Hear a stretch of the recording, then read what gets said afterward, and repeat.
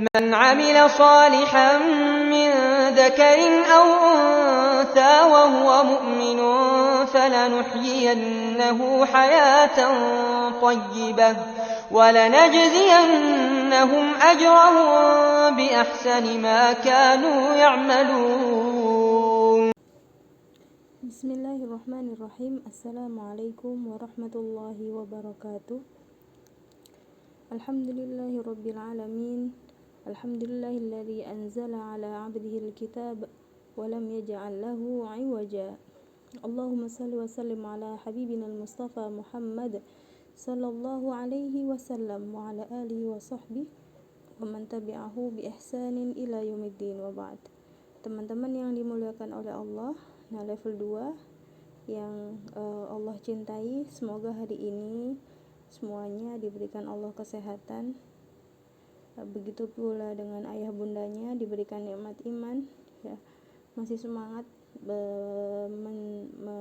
menjalani perjalanannya ataupun menikmati perjalanannya mempelajari kitabullah. Hari ini hari ke-21. Nah, Ustazah Ahad ngajak teman-teman belajar surat Nuh. Ayo bareng-bareng kita pelajari kisah apa yang seru yang ada di surat Nuh. Silahkan teman-teman dibuka muqarrarnya ya. Dibuka muqarrarnya surat Nuh, boleh dibantu sama ayah bundanya.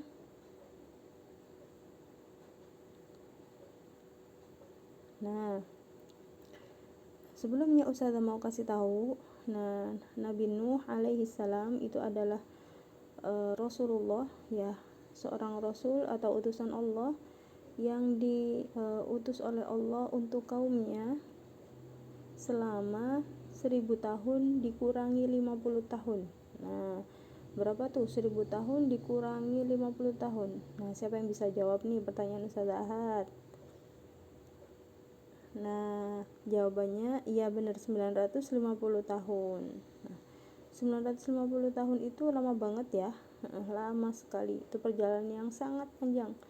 Yang tentunya ya kita dakwah nyeru orang biar beriman sama Allah, ya. Yang awalnya kaumnya Nabi Nuh ini nyembah berhala, itu didakwahi, diajak biar mau nyembah Allah, biar taat sama Allah. Nah, ini gak gampang ya, gak gampang, perlu trik, perlu cara, perlu kesabaran, ya, doa juga iya ya. Makanya teman-teman yang hari ini sudah beriman sama Allah, ya, sudah hatinya sudah ada ya rasa takut, rasa tunduk sama Allah. Nah, ini harus bersyukur ya, bisa menikmati atau merasakan manisnya nikmatnya keimanan. Nah, kemudian itu yang ada di ayat 1 ya. Ayat 1 itu, nah ini adalah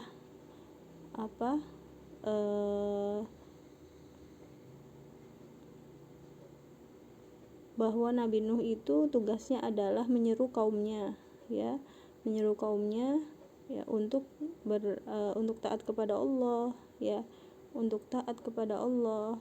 Nah, juga Nabi Nuh itu mengingatkan kaumnya ya bahwa ketika orang yang kafir ataupun yang tidak mau menyembah Allah itu akan datang kepadanya azabun alim, ya, azab yang pedih. Ini udah disampaikan dari awal, ya, udah diceritain sama Nabi Nuh kepada kaumnya. Tapi mereka ya tetap membangkang, tetap mengingkari. Nabi Nuh juga udah menyampaikan bahwa ya kesyirikan apapun, kezaliman apapun yang pernah dilakukan, ya, ketika diakhiri dengan taubat itu minta ampun kepada Allah, ya, meninggalkan sesembahannya, ya, berhala, ya, patung, ya, kemudian berserah diri kepada Allah dan mohon ampun, ya, dan bertaubat, maka Allah ya yaghfir lakum min dzunubikum, ya, maka Allah akan mengampuni ya seluruh dosanya. Nah, begitu pemurahnya Allah ya. Nah, Terus juga Nabi Nuh udah dengan ejekan kaumnya, ya, celaan kaumnya, itu senantiasa berdoa, ya Allah, ya Rob, sungguhnya aku sudah ngajak mereka, mendakwahi mereka siang dan malam, ya, secara rahasia, ya, maupun terang-terangan, tapi mereka malah menutup telinga mereka dengan tangan mereka. Intinya apa tuh? Nutup kupingnya ditutup pakai tangan. Biasanya kalau kita kalau nggak pengen dengar sesuatu, kupingnya itu ditutup ya pakai tangan kita. Nah, begitupun mereka tidak mau mendengarkan ajakannya Nabi Nuh, dakwahnya Nabi Nuh, sehingga ya di sini digambarkan mereka itu menutup telinga mereka dengan jari jemari mereka. Nah, gitu. Dan kaumnya Nabi Nuh ini menyombongkan diri, ya, malah ketawa ketiwi yang ngejek Nabi Nuh. Kemudian juga yang harus diperhatikan, ya, di sini ayat 23 ini, ya, di situ ayatnya waqalu la tadarunna alihatakum wala tadarunna wadda wala suwa'a wala yaghutha wa ya'uqa wa nasra. Nah, wadda, suwa'a, yaghutha, ya'uqa, nasra, ini adalah nama berhala-berhala. Wadda 1, suwa'a 2, yaghutha 3, ya'uqa 4, nasra 5. Nah, ini 5 nama berhala yang disembah oleh kaumnya Nabi Nuh, ya. Nah, kok ada berhalanya, kok ada nama-namanya? Jadi sebenarnya ini adalah nama-nama orang solih yang sebelumnya sebelum diutusnya Nabi Nuh, ya, di kaum ini, ya, ada 5 orang solih, ya, 5 orang solih, dan yang dicintai karena kesolihan mereka, ya. 5 orang solih ini, ya, ketika meninggal, banyak orang yang masih terus mencintai mereka, ya, sehingga mereka mengabadikan ataupun cara mereka untuk mengingat 5 orang solih ini dengan bikin patung, ya, dalam biar orang-orang masyarakat itu tetap ingat, ya, dengan 5 orang ini, gitu. Dan ternyata di situ setan bekerja. Nah, setan menghembuskan atau membisikkan, ya, suatu kezaliman, ya, di hati mereka, sehingga mereka itu kufur, ya. Pelan-pelan berhala ini disembah, ya. Yang tadinya dibikin itu untuk mengingat nama-nama orang solih ini, 5 orang solih ini, dan ternyata semakin lama 5 berhala ini diagungkan, ya, disembah.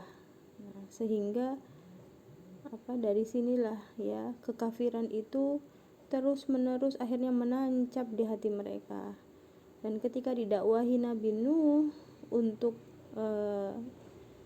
beriman kepada Allah, nah, mereka malah marah-marah, ya, dan ngejek Nabi Nuh, menertawakan.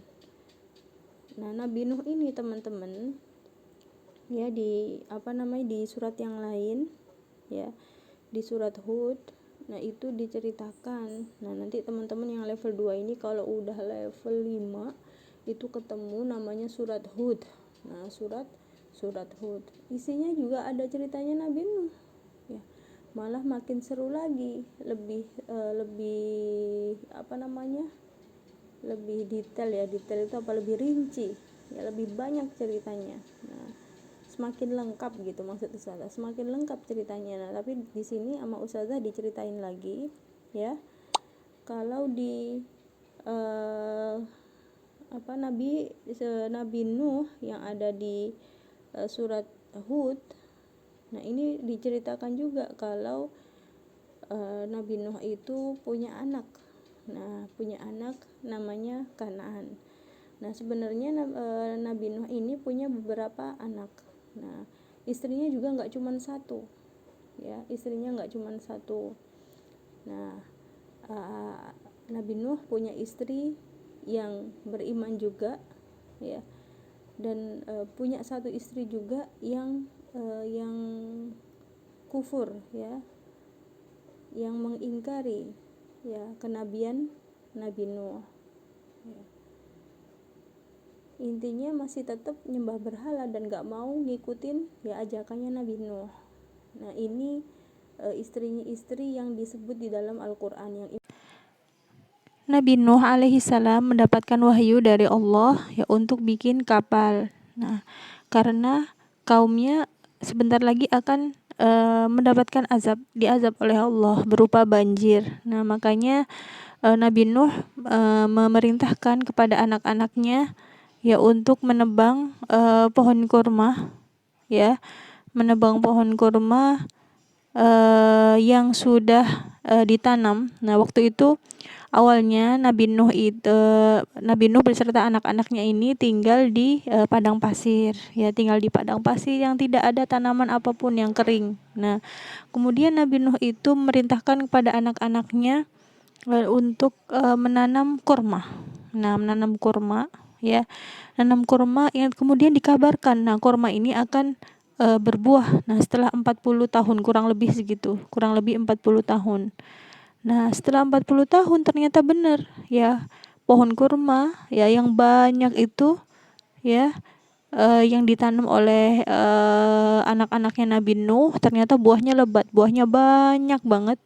Nah, akhirnya buahnya melimpah dan dibagikan kepada orang-orang miskin, ya, yang ada di sana, yang mukmin, ya, fuqara, ya, orang-orang fakir dan miskin yang beriman kepada Nabi Nuh. Nah, kebagian tuh, ya, buah kurmanya. Dan kemudian setelah buah kurmanya diambilin semua, dipanen semua, Nabi Nuh ini merintahkan lagi ke anaknya, tebang semua pohon kurmanya, ditebang. Anak-anaknya kaget, masa pohon kurma yang udah ditanam dinanti, ya, buahnya itu selama 40 tahun, kemudian habis berbuah langsung disuruh nebang. Nah, anak-anaknya bingung, ya, nunggu buahnya aja lama banget. Nah, kenapa nggak dibiarin, nanti kan bisa berbuah lagi. Nah, tapi semua anaknya itu taat, ya, semua anaknya ini taat kepada Nabi Nuh, ya, kemudian melaksanakan apa yang diperintahkan oleh ayahnya, ya, karena mereka tahu kali ini adalah wahyu dari Allah, gitu. Kecuali ada satu tadi, Kan'an, yang munafik, ya, di depan ayahnya atau saudara-saudaranya juga, depan ayahnya dan saudara-saudaranya, Kan'an ini seakan-akan taat dan patuh, tapi sebenarnya di dalam hatinya ingkar. Nah, di hatinya Kan'an, bodoh sekali mereka ini, ya, kenapa kok nanam kurma udah 40 tahun lamanya, udah berbuah lebat, banyak sekali buahnya, malah disuruh nebang, gitu. Jadi dalam hati Kan'an seperti itu, tapi Kan'an nggak berani mengungkapkan ini di depan saudara-saudaranya atau ayahnya, gitu. Dia menyembunyikan kemunafikannya, gitu, ya. Nah, udah ditebang semuanya, akhirnya kayunya ini dipotong-potong, ya, dipotong-potong, dirapihin, ya, kayu dari pohon kurma ini, dari batang pohon kurma itu dirapihin. Nah, kemudian disusun jadi kapal, ya, jadi kapal. Nah, kemudian orang-orang pada ramai tuh, ya, ngomong, ini gila apa keluarganya Nuh ini, masa di tengah-tengah padang pasir bikin kapal. Nah, begitu, semuanya orang mencela, semua orang menertawakan, ya, orang-orang yang kafir yang tidak beriman kepada Nabi Nuh, ya, menertawakan, ya, Nabi Nuh dan putra-putranya yang bikin kapal ini. Masa panas-panas begini di tengah padang pasir, yang laut aja nggak ada, sungai aja nggak ada, ya, kok malah bikin kapal, gitu.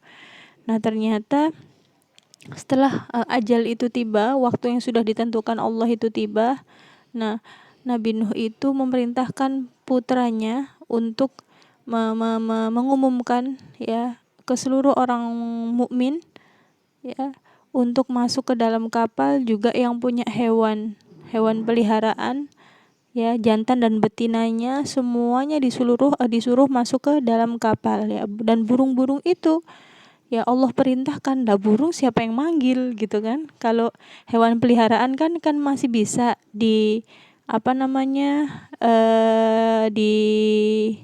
ditarik sama tuannya yang punya gitu ya, atau digiring gitu. Tapi kalau burung, nah ternyata burung-burung itu juga atas izin Allah, atas perintah Allah, burung itu masuk ke dalam kapalnya Nabi Nuh. Karena di dalam kapalnya Nabi Nuh itu juga ada disiapkan, ya, sangkar-sangkar ataupun kandang-kandang untuk hewan gitu atas perintah Nabi Nuh. Nah, ini kan wahyu gitu.